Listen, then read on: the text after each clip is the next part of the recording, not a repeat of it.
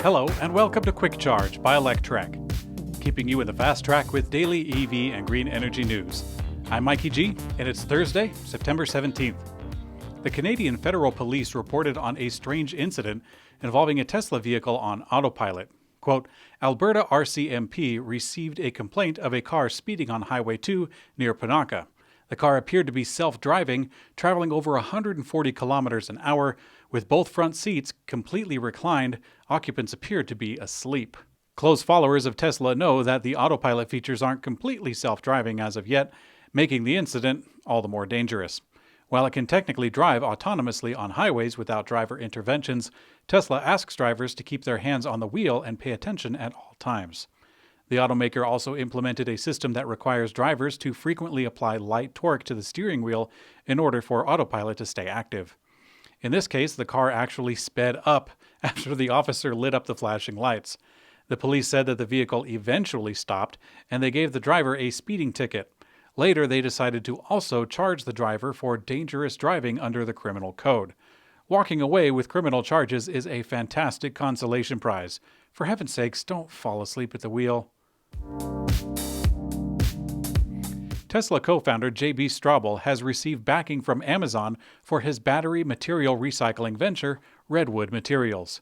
Today, Amazon announced the first recipients of the investments from the Climate Pledge Fund announced by Jeff Bezos last year.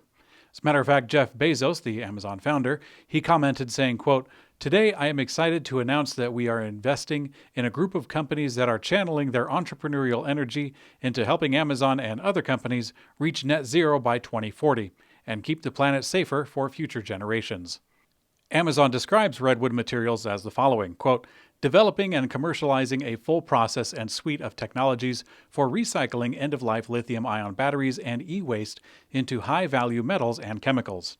With Amazon's firm commitment to electric delivery and electrification infrastructure, Redwood Materials will help Amazon properly recycle electric vehicle batteries and reuse their components. Of special note, Rivian was also a recipient from the fund. Amazon has already ordered 100,000 electric trucks from Rivian as well. Tesla has deployed PowerPack battery systems at around 60 charging stations from Electrify America, and there's more coming by the end of the year. Last year, Tesla and Electrify America, which is Volkswagen's electric vehicle charging network, announced that the deployment of PowerPacks at more than 100 charging stations operated by Electrify America. In an interview with Giovanni Palazzo, the chief executive officer of Electrify America, he confirmed that they are already deployed at roughly 60 sites, and that they plan to have 100 to 120 charging stations with the Tesla PowerPacks by the end of the year. The Tesla PowerPack systems consist of a 210 kilowatt battery system with roughly 350 kilowatt hours of capacity. A single system can save Electrify America hundreds of dollars during peak electricity usage. Palazzo told Electrek that they might expand their partnership with Tesla to more charging stations after they complete the first 100. Tesla's construction plans for Gigafactory Texas have been revealed, showing massive buildings with an interesting shape. After Tesla finally confirmed the site for Austin back in July, the automaker started moving quickly to build the factory. And now with the revealed plans, it appears to show a very similar shape as to Tesla's original plan for Gigafactory Nevada. However, Tesla never completed Gigafactory Nevada, and currently about 30% of the structure is up and standing. The plans for Gigafactory Texas also seem to show a very large alley splitting the two structures, or rather splitting one structure into two. The latest flyover of the Texas site shows that Tesla has already leveled the ground for almost the entire planned structure. Tesla plans to have the building ready by the end of the year with the first substantial completion, which means that they could start producing in May of 2021. This episode of Quick Charge is brought to you by Electrify America, the nation's largest coast-to-coast charging station network for electric vehicles. No matter where you're heading, they have chargers nearby. And at charging speeds of up to 350 kilowatts for capable electric vehicles, they'll help you get there fast. Find out what they're up to at electrifyamerica.com.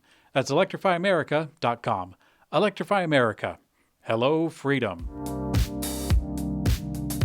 Ford has released new footage of its F-150 electric pickup prototype, showing some impressive performance. Without towing, it shows the electric pickup bounding up a hill of a 60% grade. Furthermore, the video seems to highlight the truck's off-roading capacity, something that other electric pickup truck makers like Rivian and GMC have been trying to emphasize in their early marketing. Last month, Ford started construction on a new factory for its electric F-150. Today, they released the first images of the upcoming new factory, located at the existing site in Dearborn. Ford says that the electric version will roll off the production line from Dearborn in mid-2022. And in Electrek's Green Energy Brief, Dubai's Mohammed bin Rashid Al Maktoum Solar Park is entering into Phase 5, the final phase of its expansion. It's the world's largest single-site solar farm. The solar park, which is 31 miles south of Dubai, has a planned production capacity of 1 gigawatt for Phase 5 and 5 gigawatts in total. It was commissioned in 2013 and is expected to be completed next year. B-Hydro, a joint venture between Belgium-based ABC and CMB, has launched the first hydrogen-powered dual-fuel engine with a capacity of 1 megawatt. The engine runs on a much higher proportion of hydrogen than previously achieved, up to 85%, with the rest of the standard marine gas oil. Larger engines of up to 10 megawatts can also be produced. European Commission President Ursula von der Leyen has called for the European Union to cut emissions to at least 55% below 1990 levels by the year 2030. This was done in her State of the Union report. She pledged to use green bonds to finance its climate goals. Von der Leyen said ambitious action on climate could create millions of jobs and aid Europe's recovery from the pandemic. A new interview was published on Electrek, this time with home geothermal company Dandelion Energy president Kathy Hanun. An excerpt from the interview reads as thus, quote, "I would like to use Dandelion Energy as a force to decarbonize. It's going to be a very important thing to do if we're going to be able to limit climate change. So I want Dandelion to put in heat pumps at as rapid a pace as they can, and also invest in moving the technology forward. And it's already the most cost-effective option to switch to renewable heating, and that has been hugely gratifying to see for me."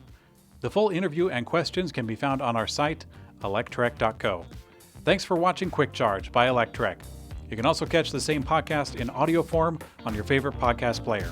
Thanks again, and I will see you on to later.